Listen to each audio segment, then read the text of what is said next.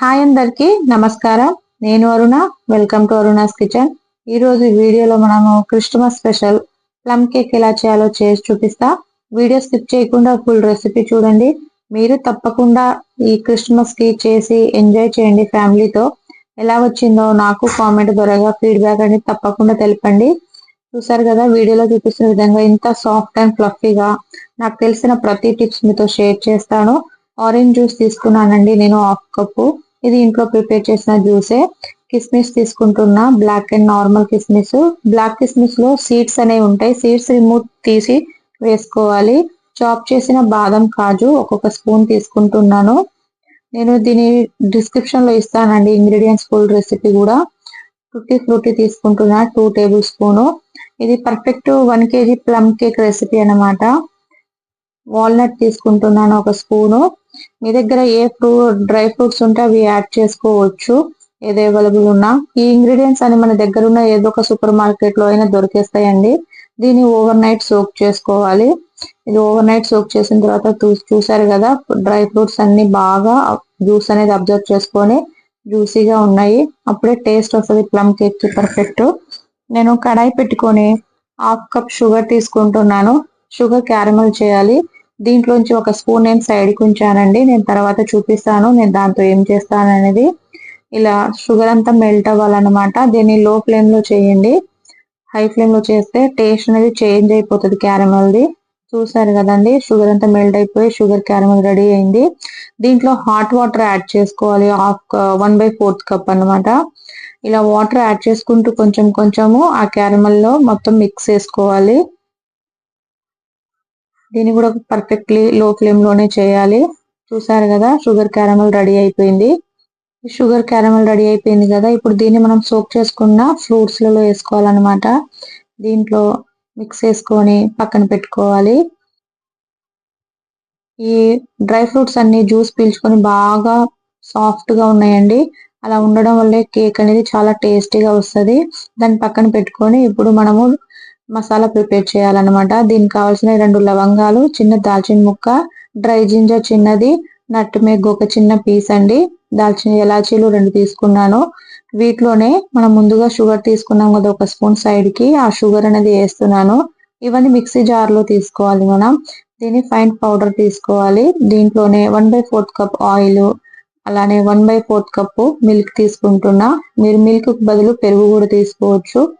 Milk తీసుకోవడం వల్ల చాలా షైనీగా వస్తుందండి. దీన్ని మనం గ్రైండ్ చేసుకోవాలి.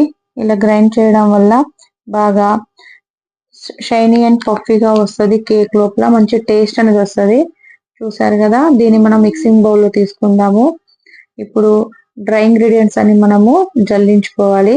1 కప్ మైదా తీసుకున్నాను, 1 టేబుల్ స్పూన్ ఏమో baking powder, half table spoon baking soda, pinch of salt, 2 spoon ఏమో కోకో పౌడర్ తీసుకున్నా.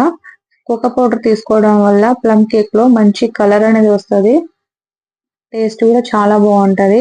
దీన్ని కట్ అండ్ ఫోల్డ్ మెథడ్ లో మిక్స్ చేసుకోవాలి. ఇలా cut and fold method mix చేయాలి, లేకపోతే విక్స్ సహాయంతో కూడా మీరు మిక్స్ చేసుకోవచ్చు. దీని బ్యాటర్ అనేది కొంచెం థిక్గానే ఉంటుందండి. ఇలా కలుపుకున్న తర్వాత ముందుగా మనము క్యారమల్లో డ్రై ఫ్రూట్స్ అన్ని కలుపుకున్నాం కదా, ఇవన్నీ వీటిని అన్ని యాడ్ చేసుకుంటున్నా. నేను 1 స్పూన్ ఏమో ప్లమ్ కేక్ ఎసెన్షియల్ యాడ్ చేశాను. ప్లమ్ కేక్ ఎసెన్షియల్ లేకపోయినా మీరు వెనిలా ఎసెన్స్ కూడా యాడ్ చేసుకోవచ్చు. చూసారు కదా, దీన్ని కూడా కట్ అండ్ ఫోల్డ్ మెథడ్ లో చేసుకుని పక్కన పెట్టుకున్నా.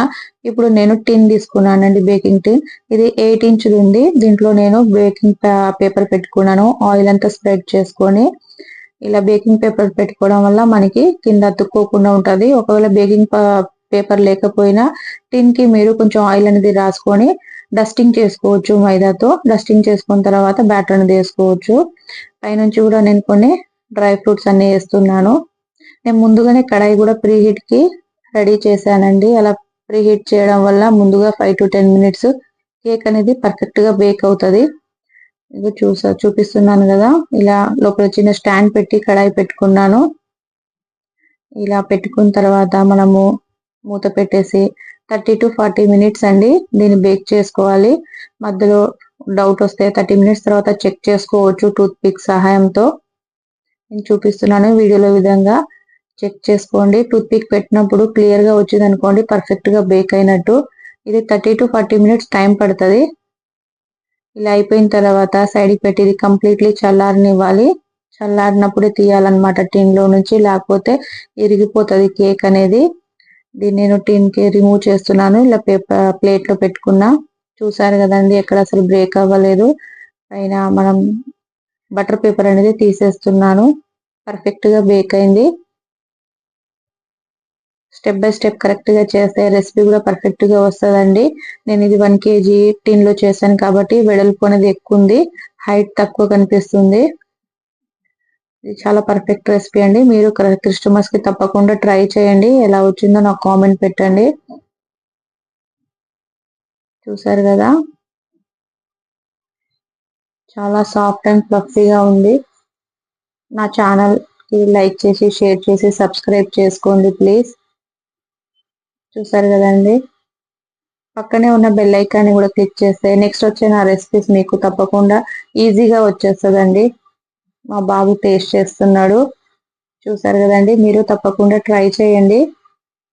చాలా సింపుల్ గా చేసుకోవచ్చు మనం, చాలా టేస్టీగా ఉంటది. దీని ఇంగ్రీడియంట్స్ అని నేను డిస్క్రిప్షన్ లో ఇస్తాను, చెక్ చేయండి మీరు. బాయ్ అండి.